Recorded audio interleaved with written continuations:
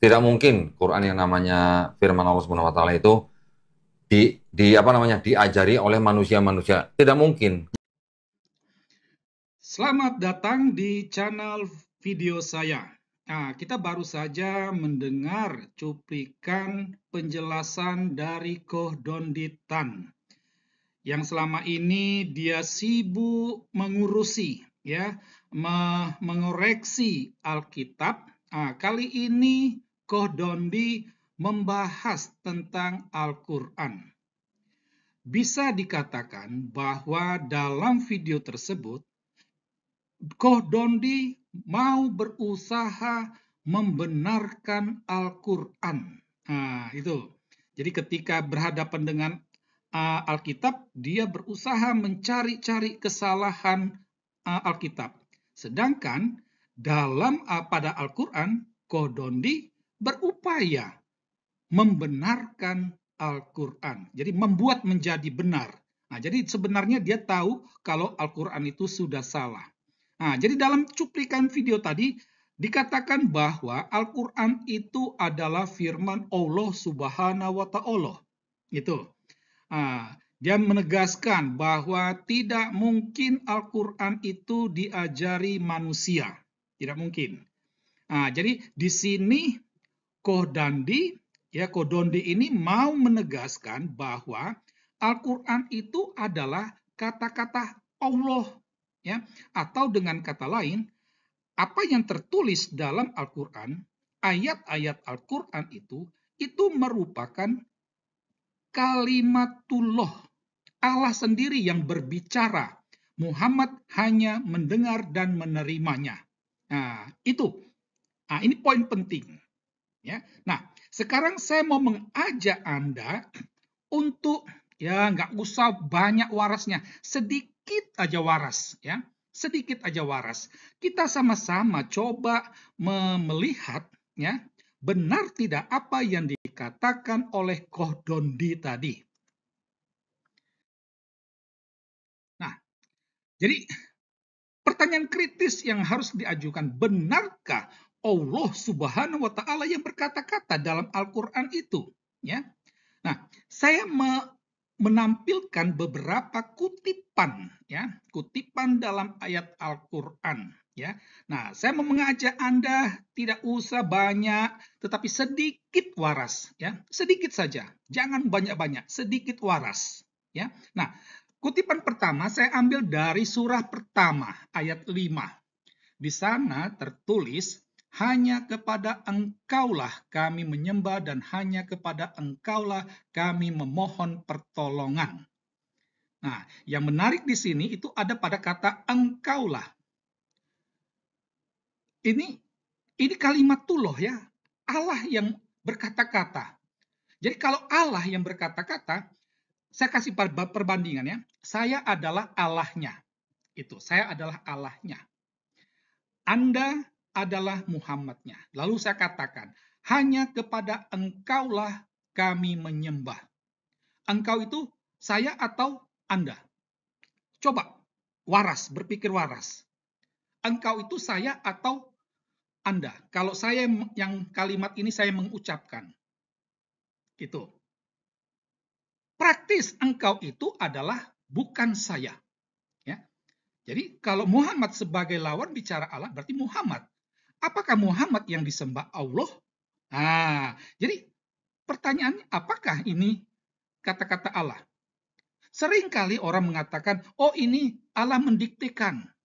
Seharusnya di awal kalimat, di awal ayat, itu harus ada pernyataan katakanlah. Tetapi kan tidak ada. Ya. Dari sekian banyak ayat Al-Quran, hanya 97 ayat di mana ada tertulis katakanlah. Kenapa di sini tidak ada? Dalam surah Al-Fatihah tidak ada.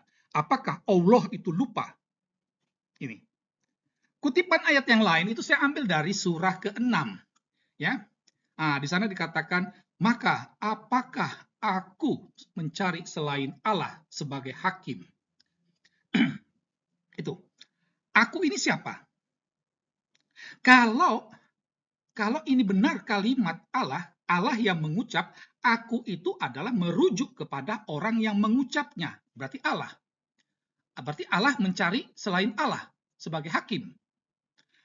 Model seperti ini bisa kita temukan misalnya dalam surah ke-21. Aku tidak mengetahui, boleh jadi hal itu merupakan cobaan. Aku ini siapa? Tidaklah jelas. Tetapi secara kalau kita waras, nggak usah banyak-banyak, sedikit aja waras.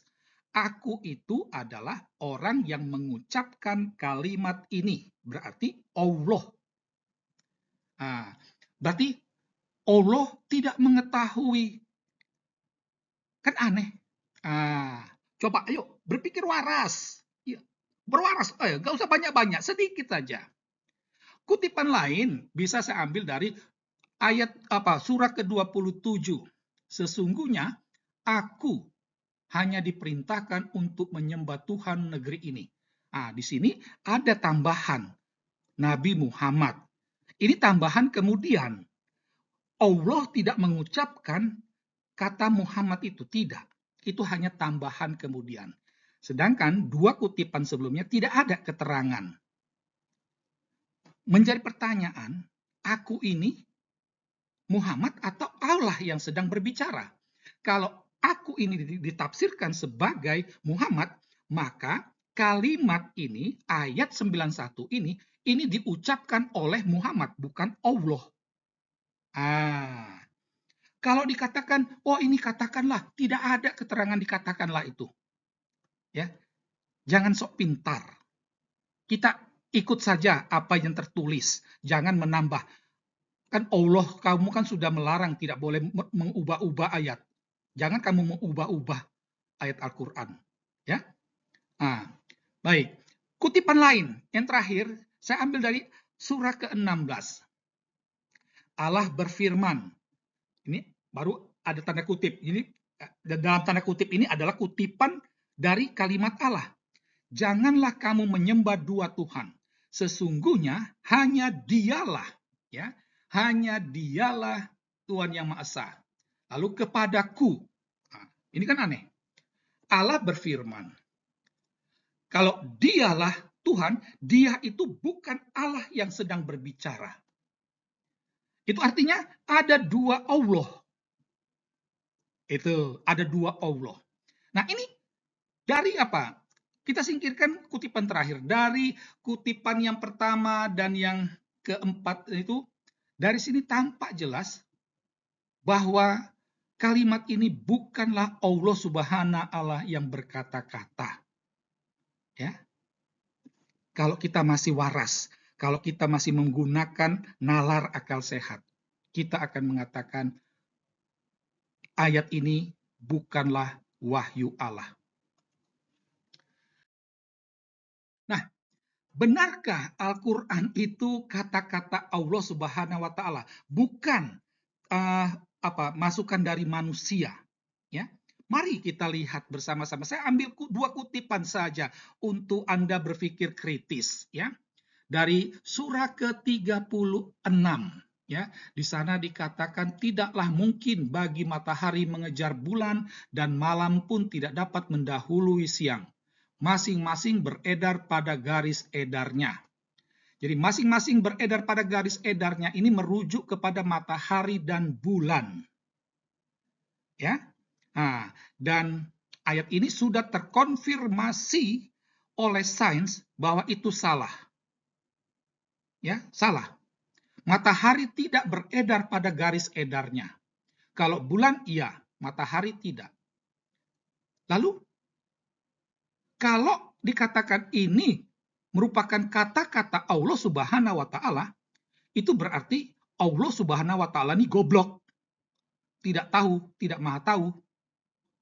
Yang pastinya ini merupakan bahasa manusia. Ketika manusia melihat fenomena matahari terbit dari timur, terbenam di barat, baru besok pagi muncul lagi di timur, itu terjadi dilihat oleh manusia, dari situlah lahir kalimat ini, bukan dari Allah.